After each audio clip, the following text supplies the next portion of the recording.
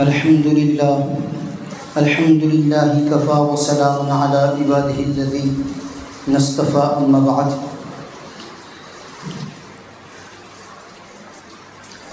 عن أبي أمامة رضي الله تعالى عنه قال قال رسول الله صلى الله تعالى عليه وسلم أنا زعيم ببيت في روض الجنة لمن ترك المرء وإن كان محقا وببيت في وسط الجنة لمن ترك الكذب وإن كان مازحا وببيت في أعلى الجنة لمن أحسن خلقه. رواه أبي داود.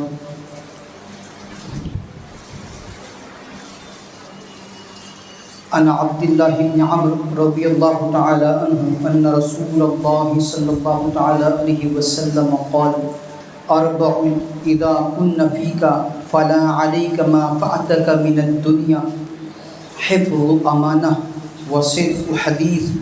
وحسن خليقة وعفة في طعمه. رواه مسلم احمد او كما قال عليه الصلاة والسلام. اللهم صل على سيدنا محمد وعلى آل سيدنا محمد بارك وسلم. اللهم صل على سيدنا محمد وعلى آل سيدنا محمد بارك وسلم. اللهم صل على سيدنا محمد وعلى آل سيدنا محمد بارك وسلم. آرزوئے خون ہو یا حسرت پامال ہو، اب تو اس دل کو تیرے قابل بنانا ہے مجھے. معزز سامعین کرام، ملت اسلامیہ کے عزیز نوجوان بزرگان ملت، اللہ جل جلالہ و من والہ نے حضرت انسان کو اپنی معرفت، اپنی پہچان کے لیے دنیا میں بھیجا ہے، اور دنیا کی چیزیں حسب ضرورت اسے مہیا کرائی ہیں، اسے عطا کی ہے. کسی کو کم ملا ہے، کسی کو زیادہ، لیکن ہر بندے کو اس کی ضرورت کے بقدر ملتا ہے. بعض مرتبہ انسانی طبیعت ہے کہ دوسرے بندے کے پاس موجود نعمتوں کو دیکھ کر دل میں یہ کھٹک پیدا ہوتی ہے کہ میرے پاس یہ نعمت کیوں موجود نہیں ہے. اس کھٹک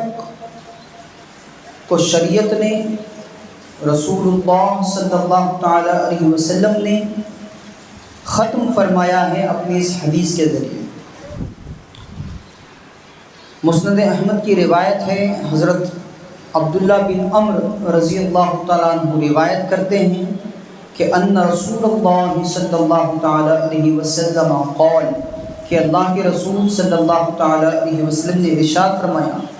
اربع اذا کن فیک فلا علیک ما فاتک من الدنیا. چار چیزیں، چار باتیں، چار اعمال اگر تجھ میں جمع ہو جائیں تو تجھے اس چیز کی کوئی پرواہ کرنے کی ضرورت نہیں ہے کہ تو نے دنیا سے کیا فوت کیا ہے، کیا تجھے نہیں ملا ہے، اس کی پرواہ کی ضرورت نہیں. اگر یہ چار باتیں، چار اعمال تیری طبیعت کے اندر ہیں، پوری دنیا کی نعمتوں کا نچوڑ اور اس سے بڑی چیز یہ چار اعمال ہیں جو اللہ کے نبی صلی اللہ تعالی علیہ وسلم نے بتلائے. پہلی چیز ہے حفظ امانہ، امانت داری کا پاس و لحاظ رکھنا. آپ کے پاس کوئی بندہ کوئی امانت رکھ کر گیا، اس کی اس امانت کو جیسے اس نے رکھا تھا ویسے لوٹانا امانت داری. آپ کے پاس کوئی راز کی بات کسی بندے نے بتلائی، آپ نے اس راز کی بات کو فاش نہیں کیا، کسی اور کو نہیں بتایا، آپ نے اس رازدارانہ بات کی امانت داری کی، اس کی تعلیم دی. قرآن عظیم الشان سورۃ النساء اللہ تبارک و تعالیٰ آیت نمبر 58 میں ارشاد فرما رہے ہیں ان اللہ یأمرکم ان تؤدوا الامانات الی اہلها واذا حکمتم بین الناس ان تحکموا بالعدل ان اللہ نعم ما یعظکم بہ ان اللہ کان سمیعا بصیرا۔ مسلمانوں، یقیناً اللہ تمہیں حکم دیتا ہے کہ تم امانتیں ان کے حقداروں تک پہنچاؤ، اور جب لوگوں کے درمیان فیصلہ کرو تو انصاف کے ساتھ فیصلہ کرو۔ یقین جانو اللہ تم کو جس بات کی نصیحت کرتا ہے وہ بہت اچھی ہوتی ہے،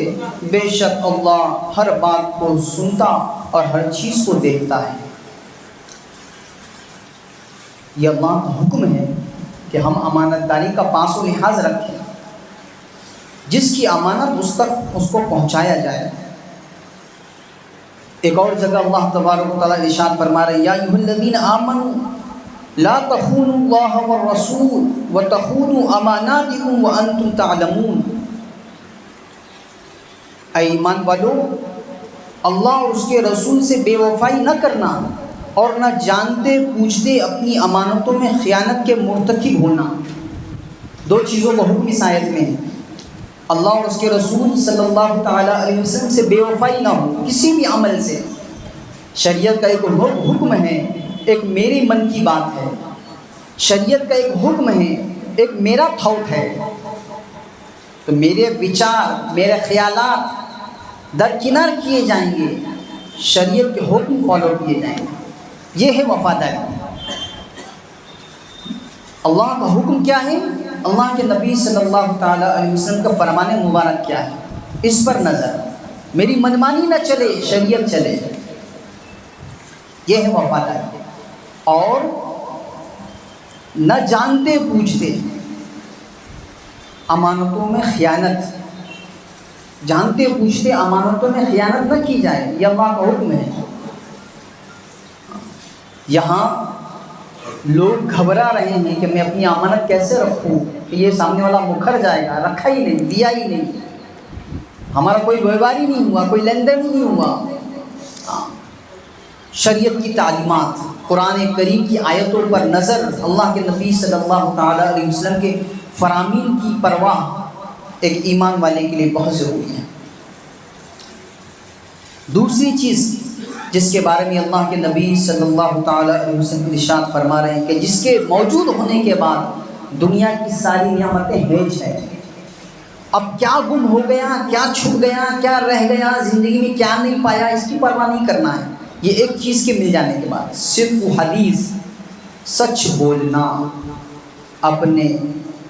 اعمال میں، اطوار میں، اقوال میں سچائی کو ملحوظ رکھنا، جب بھی بولوں سچ بولوں، جب بھی کوئی کام کروں سچا کام کروں۔ اس پر اللہ کے نبی صلی اللہ تعالیٰ علیہ وسلم نے تنبیہ فرمائی ہے، اور ایک اچھی اور ایک انوکھی چیز آپ کے سامنے آئی ہے۔ مسند احمد کی روایت ہے، حضرت انس رضی اللہ تعالیٰ عنہ راوی ہیں، فرما رہے ہیں فلما خطبنا رسول اللہ صلی اللہ تعالیٰ علیہ وسلم الا قال، جب کبھی اللہ کے نبی صلی اللہ تعالیٰ علیہ وسلم نے خطبہ دیا ہے، آپ نے اس جملے کو ضرور ارشاد فرمایا ہے۔ دیکھیے اہمیت، دیکھیے کہ کوئی خطبہ، کوئی وعظ، کوئی بات ایسی آپ صلی اللہ تعالیٰ علیہ وسلم کی زبان مبارک سے نہیں نکلی مگر یہ کہ اس بات کے ساتھ یہ بات بھی شامل تھی۔ اور ایک اور جگہ مسند احمد کی روایت میں ہے کہ اکثر و بیشتر اللہ کے نبی صلی اللہ تعالی وسلم کے خطبے میں یہ جملے ہوا کرتے تھے، لا ایمان لمن لا امانت لہ، اس بندے کا ایمان ہی نہیں کہ جو امانت داری کا پاس و لحاظ نہ رکھے، وہ بندہ کامل درجہ مومن کہلانے کے لائق اور قابل نہیں کہ جس نے امانت داری کا پاس و لحاظ نہیں رکھا۔ اور فرمایا ولا دین لمن لا عہد لہ، اور اس کا دین ہی نہیں ہے، وہ دیندار ہو ہی نہیں سکتا جو عہد کی پاسداری نہ کرے، وعدہ وفائی نہ کرے۔ جب کسی چیز کا وعدہ کیا جائے تو اسے ہر حال میں پورا کرنے کی کوشش ہونی چاہیے۔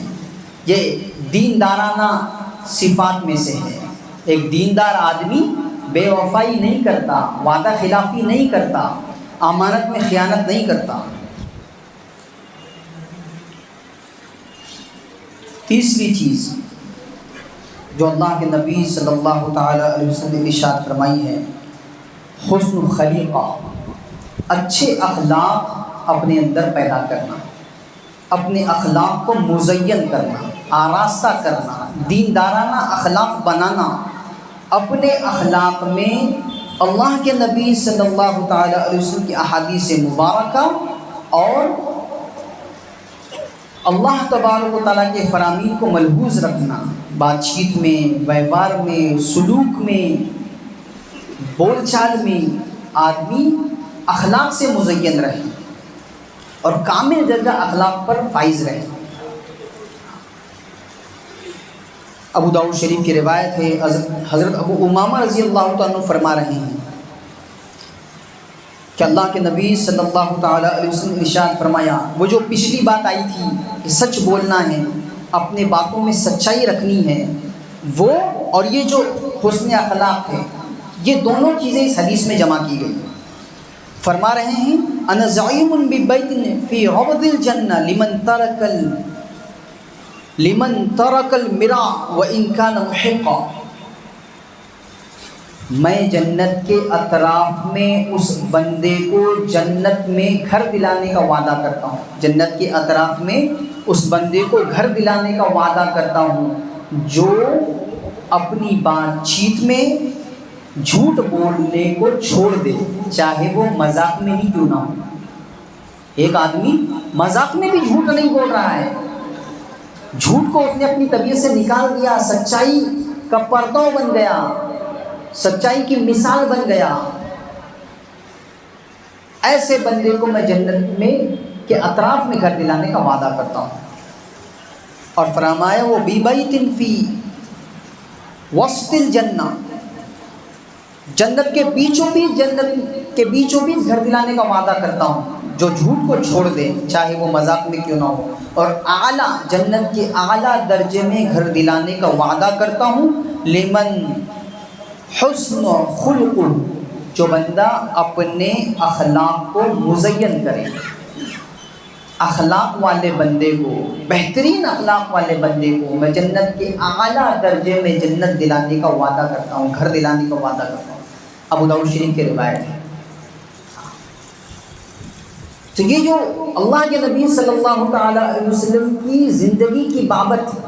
اما عائشہ صدیقہ رضی اللہ تعالیٰ عنہا سے دریافت کیا گیا کہ اللہ کے نبی صلی اللہ تعالیٰ علیہ وسلم کے اخلاق کیسے تھے، آپ کا لوگوں کے ساتھ سلوک کیسا تھا،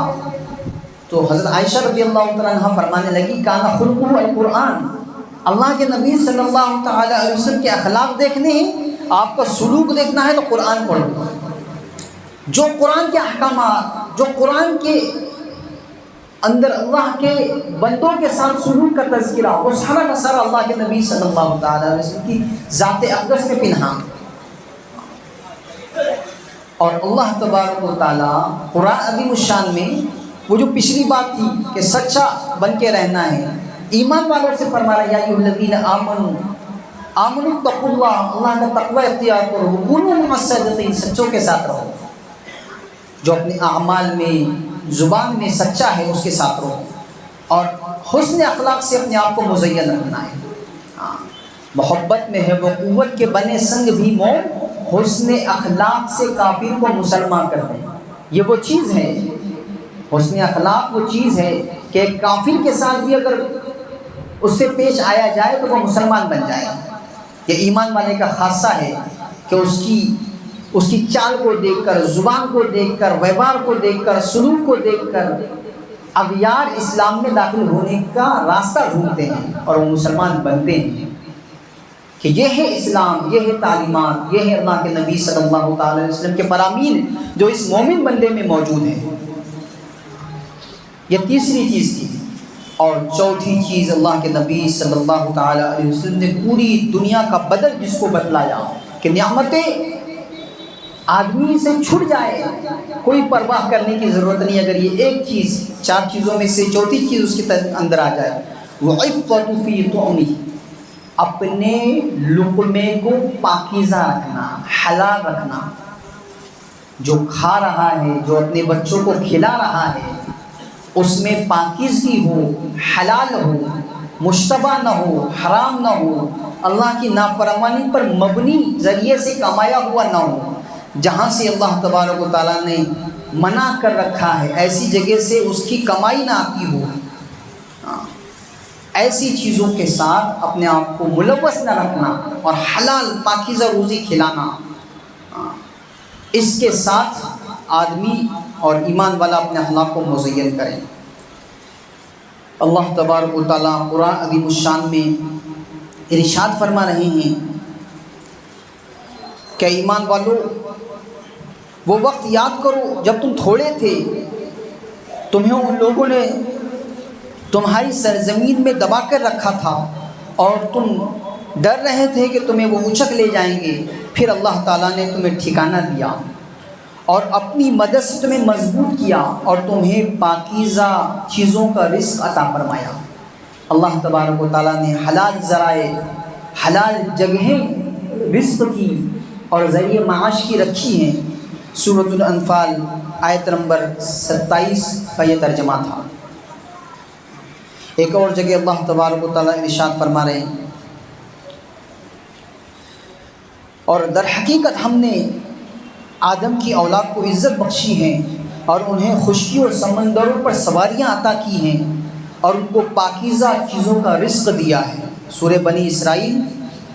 آیت نمبر 70 کا یہ ترجمہ ہے۔ تو اللہ تبارک و تعالیٰ نے اپنی قدرت، اپنے فضل سے حلال جگہیں کمانے کی رکھی ہیں، ذریعہ معاش کی رکھی ہیں۔ اور چیز آپ سن کر چوکنا ہو جائیں گے، قرآن عظیم الشان میں اللہ تبارک و تعالیٰ براہ راست اپنے رسولوں سے مخاطب ہیں۔ یا ایھا الرسول کلوا من الطیبات واعملوا صالحا انی بما تعملون علیم۔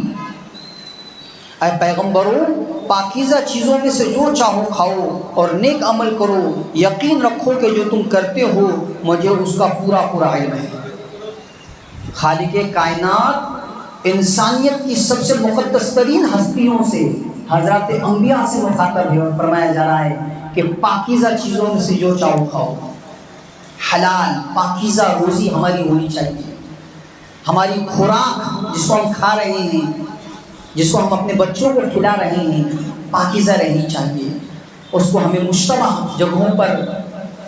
اور جگہوں سے کمانے سے اپنے آپ کو بچانا چاہیے، پرہیز کرنا چاہیے۔ آج دیکھیے آپ باہر کی دنیا میں معمولی نفع پر، تھوڑے فائدے پر مشتبہ غیر شرعی اور ایسی چیزیں کہ جو سراسر گناہ پر مبنی ہیں، حرام کاری پر مبنی ہے، اسے بیچا جا رہا ہے، اس کا کاروبار کیا جا رہا ہے اور اس کے ذریعے اپنے بچوں کو کھلایا جائے گا۔ یہ جتنے کچھ ایک دو دن میں ہونے والی چیزیں ہیں اور اس کے لیے لگنے والی سامگری اور سامان ہیں جس کو بیچا جا رہا ہے اور ایک بہت بڑی تعداد مسلمانوں کی بیچ رہی ہے، انہیں اپنی اس ذریعے معاش پر، اس کمائی کے ذریعے پر غور کرنا چاہیے اور حلال روزی اپنے بچوں کو اور اپنے آپ کو اور اپنے گھر والوں کو جو دست نگر ہیں، ہمارے ماتحت ہیں، ان کو کھلانے کی کوشش کرنی چاہیے۔ 4 کوالٹیز ہیں جو بتائی گئی تھی، انہیں اپنے اندر پنہا کرنے